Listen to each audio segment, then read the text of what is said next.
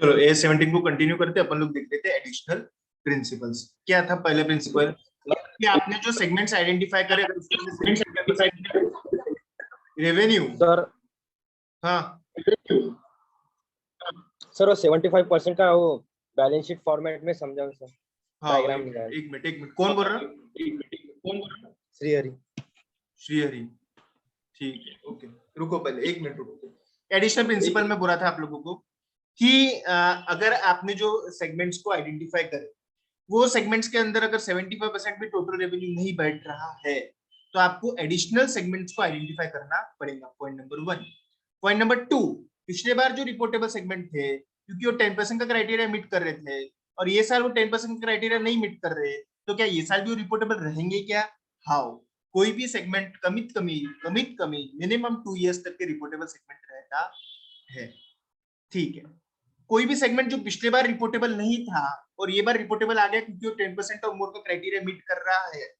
कोई भी सेगमेंट जो पिछले बार रिपोर्टेबल नहीं था लेकिन ये बार वो रिपोर्टेबल हो गया क्योंकि वो 10% और मोर का क्राइटेरिया मीट कर रहा है, तो उसकी पिछले बार की इंफॉर्मेशन उसको इस तरीके से पेश करना है ताकि दोनों साल का कंपैरिजन हो सके। तीनों पॉइंट हो गए।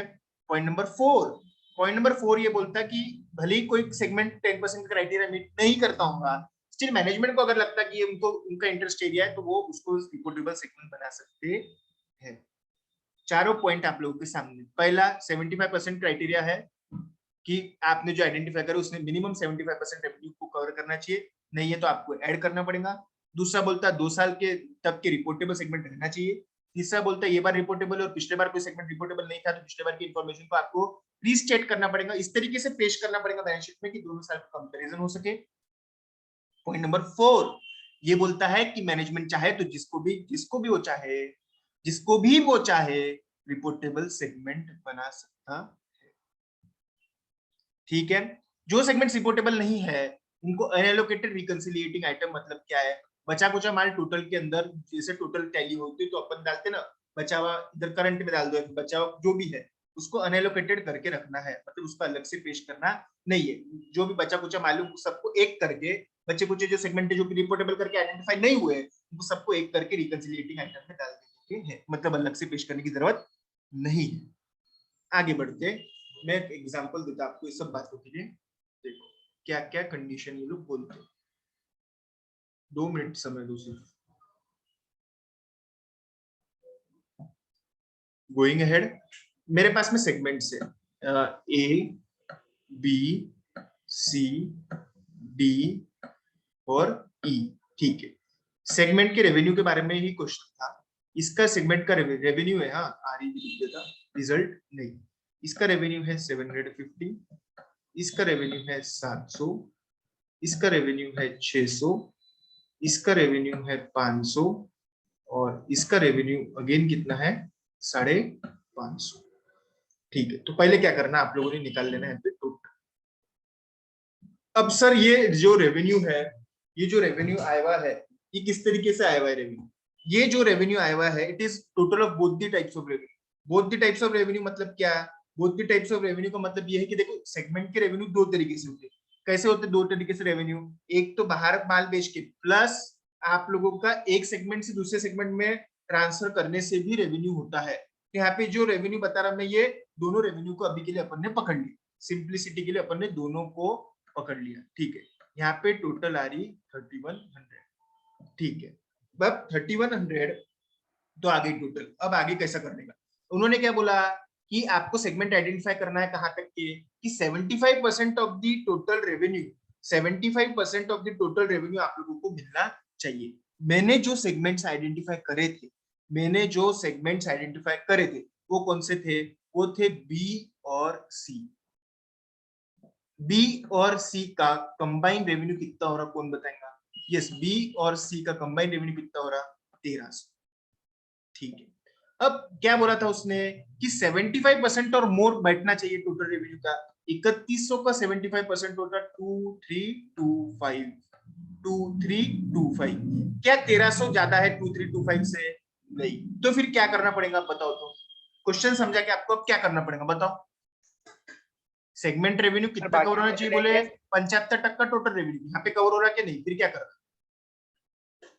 सर बाकी ले लेंगे अपने मन में है वो। हाँ, मैं 2-4 और सेगमेंट ऐड कर लेता। मैं कौन के सेगमेंट ऐड कर लेता मालूम है?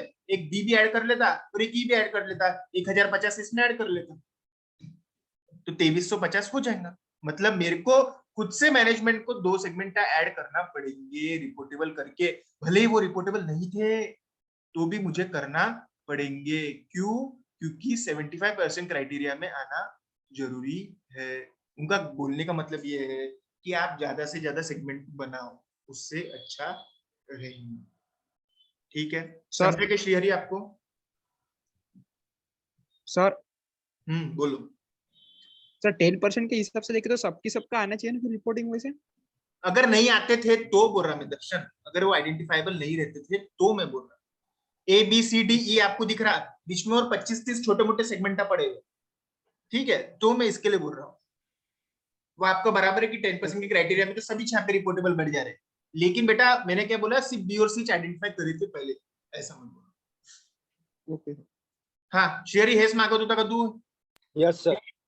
समजलं ना आता? Yes, 75%चा क्रायटेरिया मीट करणे आवश्यक आहे. मीट होत नसेल तर मॅनेजमेंटला स्वतःहून सदसद विवेक बुद्धीने 2-3 सेगमेंट ऍड करायला लागेल. कुठपर्यंत ऍड करायचे सर? जोपर्यंत 2325 येत नाही. तर 2325 कुठून आले? 75% of total. 75%। Getting my point? Getting my point? हाँ, यस सर। एक बात ये तो हो गई। अब कैसा हुआ? अब देखो कैसी बात रहती। अब ये बार बी और सी पकड़े गए क्योंकि बोले वो रिपोर्टेबल सेगमेंट है। अब अगले बार वो क्राइटेरिया में बैठ ही नहीं रहे, तो फिर क्या करना? कुछ नहीं करना। जो पिछले बार रिपोर्टेबल थे वो ये साल भी रहेंगे। मतलब क्या हो गया? सिंपल टर्म्स में बताओ क्या? पिछले बार जो रिपोर्टेबल सेगमेंट थे ना, वो ये बार भी रहेंगे। उसमें आप ऐड कर सकते, अगले साल सेगमेंटल रिपोर्टिंग में सेगमेंट बढ़ सकते, लेकिन कम नहीं हो सकते। समझ में आ रहा क्या? अगले साल सेगमेंट ऐड हो सकते लेकिन कम नहीं हो सकते। मतलब पिछले बार 5 अगर रिपोर्टेबल सेगमेंट थे तो ये बार 4 रिपोर्टेबल सेगमेंट रह सकते क्या? कौन बोलेगा बोलो तो? अंजलि बक्कड़? No sir. नहीं, क्योंकि जो पिछले बार थे वो ये बार है। हाँ, ये बार 7, 8, 9, 12 सबके सब रिपोर्टेबल बन सकते हैं, कम नहीं हो सकते हैं। ओके, अब बात और खास बात निकली है तो दूर तक जाएंगे। अब क्या आगे क्या करना चाहिए? कैसा हुआ? 3 नंबर के पॉइंट में ये बोलती वो कि पिछले बार है ना सी रिपोर्टेबल ही नहीं था, ये बार है ना वो रिपोर्टेबल हो गया। तो रिपोर्टेबल हो गया तो कैसा है उसका सब अलग ही बन जाता। सेगमेंट रेवेन्यू बताते, सेगमेंट एक्सपेंस बताते, बाद में सेगमेंट का रिजल्ट बताते। तो इस तरीके से आपको पिछली वाली भी इंफॉर्मेशन को रिस्टेट करके बताना पड़ेगा, पिछले वाले को भी एडजस्ट करके बताना पड़ेगा। ऐसा क्यों रिस्टेट करने के लिए बोल रहे होंगे रे?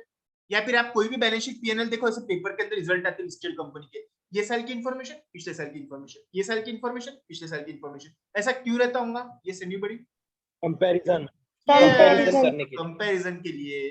देखो मैं ये साल रिपोर्टेबल बताऊंगा, पिछले साल वो नहीं था, तो पिछले साल कहीं तो भी वो मिक्सचर में पढ़ाऊंगा, तो मिक्सचर में से निकाल के ये बार का सी, पिछले बार का सी, ऐसा अलग अलग बताना पड़ेगा। ये तो ये बार का सी उसके अगेंस्ट पिछले बार का मिक्सचर में वो कहीं तो भी पड़े हुआ है अनएलोकेटेड, वैसा नहीं चलेगा।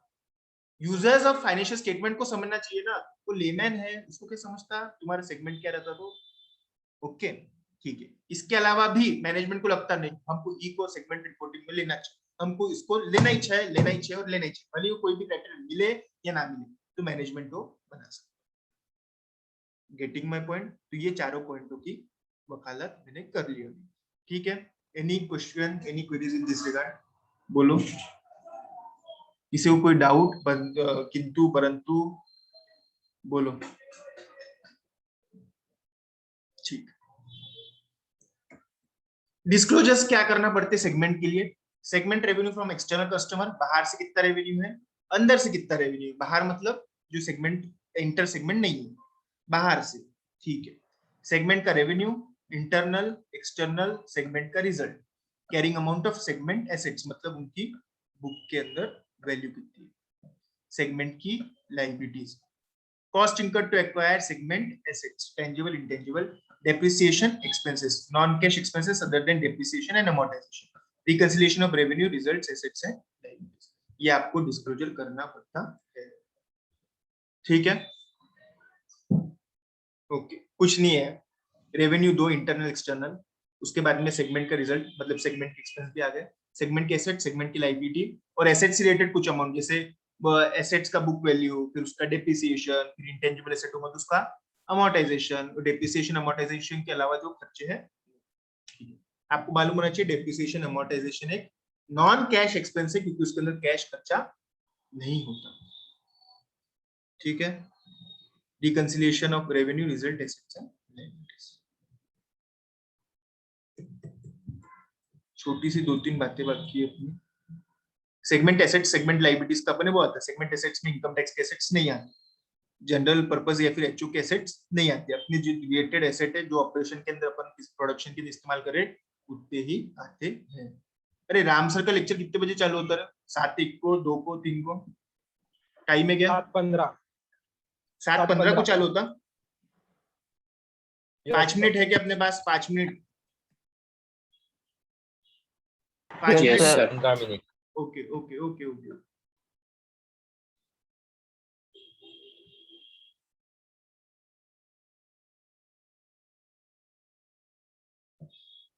चलो ये देख लेते, छोटा सा एक पॉइंट बाकी है। Inclusion in segment assets and segment liability. If the segment result of the segment includes the interest expenses, its segment liabilities also include the related interest bearing liability. मेरे को एक बात बताओ, कौन से सेगमेंट, कौन से बिजनेस के सेगमेंट के अंदर इंटरेस्ट खर्चा भी आएगा? वैसे तो मैंने क्या पढ़ा है आप लोगों को कि सेगमेंट एक्सपेंस में कभी भी इंटरेस्ट लेते नहीं, सेगमेंट इनकम में कभी भी इंटरेस्ट इनकम लेते नहीं, लेकिन वो एक बिजनेस है जहां पे इंटरेस्ट और लेना भी पड़ता, देना भी पड़ता, एक्सपेंस में भी लेना पड़ता, रेवेन्यू में भी लेना पड़ता। वो कौन सा बिजनेस है? कौन सा बिजनेस सर है? Finance related. हाँ हाँ हाँ, कल मैंने बजाज फाइनेंस बहुत है, बीएफ। वो क्या करता, उनका काम ही क्या है? ब्याज लेना। उनका मेन रेवेन्यूज क्या है? ब्याज, क्योंकि उनका मेन एक्टिविटी क्या है? Financing activity. तो अगर इंटरेस्ट आपने एक्सपेंस में लिया तो इंटरेस्ट की लायबिलिटी अगर एक्सपेंस में ली, आपने एक्सपेंस करके इंटरेस्ट को लिया तो रिलेटेड सेगमेंट लायबिलिटीज भी लेना पड़ेगा, क्योंकि बजाज फाइनेंस पैसे देता लोन पे तो वो कहीं से पैसे लेता भी है, तो जहां से पैसे लेता वो सेगमेंट लायबिलिटी है, उसको जितना ब्याज देता वो सेगमेंट एक्सपेंस है। ओके ठीक है। If segment result of the segment includes interest or dividend income, it segment asset should also include the related receivable. जो लोगों को लोन बैठा है वो उसके एसेट है, जो लोन लिया है वो उसका लायबिलिटी। इस segment asset contain goodwill, segment expense include related amortisation. Goodwill है तो ऑफ कोर्स बुक के अंदर गुडविल आ रही, मतलब बोल दो तो ये खुद की गुडविल होंगी या खरीदी हुई गुडविल होंगी? बताओ तो, मैंने बोला था आपको एक बार, बोलो तो। खरीदी हुई। हाँ, क्योंकि खुद की गुडविल कभी कोई बुक्स में ला नहीं सकता। If depreciation or amortization included in segment expenses, depreciable asset should be included. बराबर है। अगर आप डेप्रिसिएशन ले रहे तो एसेट भी तो लेना पड़ेगा, बिना एसेट के डेप्रिसिएशन थोड़ी आता, और एसेट के बिना डेप्रिसिएशन नहीं आता, डेप्रिसिएशन के बिना एसेट नहीं आता। Segment assets are determined after deducting relatable allowances provision that are reported as direct offsets in the balance sheet of the enterprise। मतलब कि डेटर्स बोल रहे हैं तो उसके अंदर बैड डेट का प्रोविजन कम करके लिखो, एसेट्स बोल रहे हो तो एसेट में से डेप्रिसिएशन कम करके लिखना चाहिए। ओके। इंट्रा एंटरप्राइज ट्रांजैक्शन मतलब क्या? एक एंटरप्राइज उसके 4 सेगमेंट है, चारों सेगमेंट के आपस में जो ट्रांजैक्शन होते हैं वो कंसोलिडेटेड फाइनेंशियल स्टेटमेंट, मतलब एंटरप्राइज का फाइनेंशियल स्टेटमेंट बनाते समय आप लोग उसको एलिमिनेट कर देते हो। ठीक है, intra enterprise transaction are eliminated कब? कंसोलिडेटेड फाइनेंशियल बनाते समय ही, सेगमेंट का बनाते समय आप एलिमिनेट नहीं करते। बहुत इंपॉर्टेंट पॉइंट है, समझा के ये एक बार लाइन पढ़ो।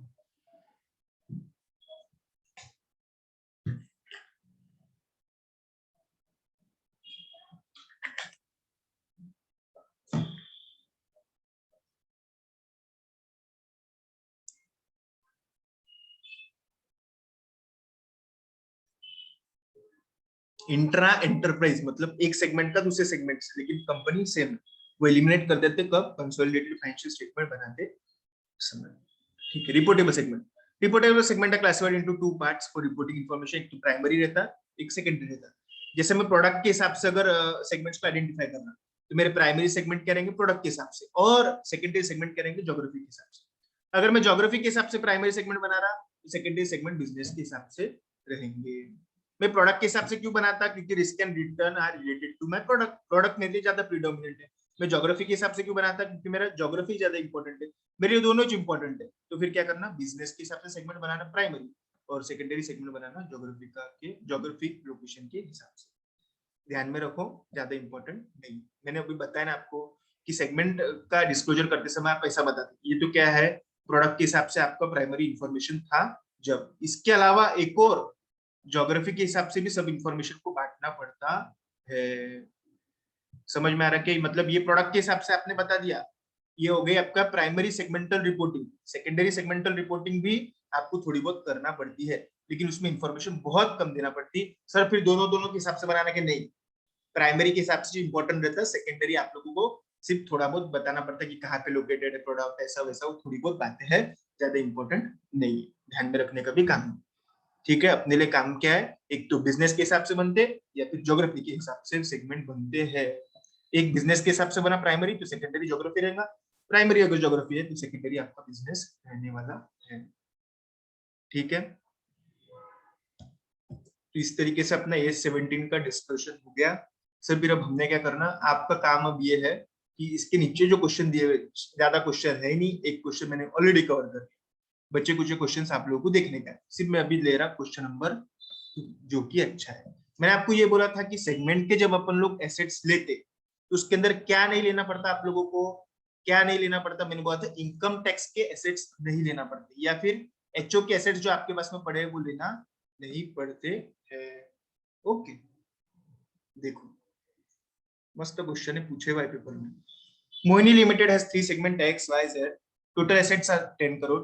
ठीक है, segment X has 2 crore, Y has 3 crore, Z has 5 crore. Deferred tax asset included, मतलब उसमें ऑलरेडी इंक्लूड करे हुए हैं 0.5, 0.4 और 0.3। Accountant contends that all 3 segments are reportable.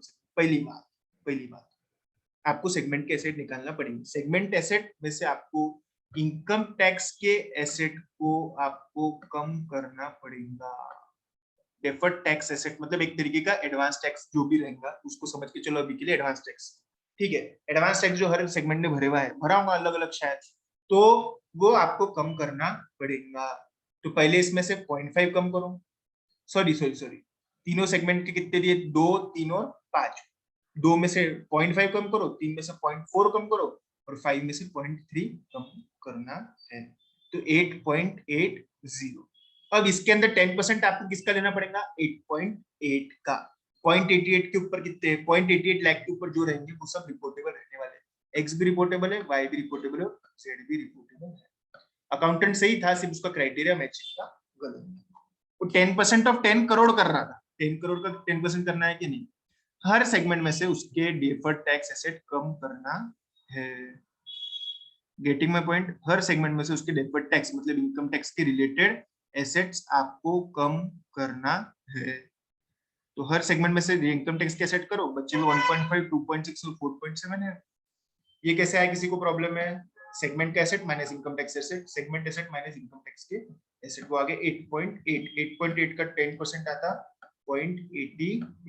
0.88 के ऊपर कौन से है, एक्स भी है, वाई भी है और जेड भी है, तो all segments are reportable segments. ठीक है, किसी को कोई डाउट? चलो ठीक है, we are ending here, have a great day, thank you.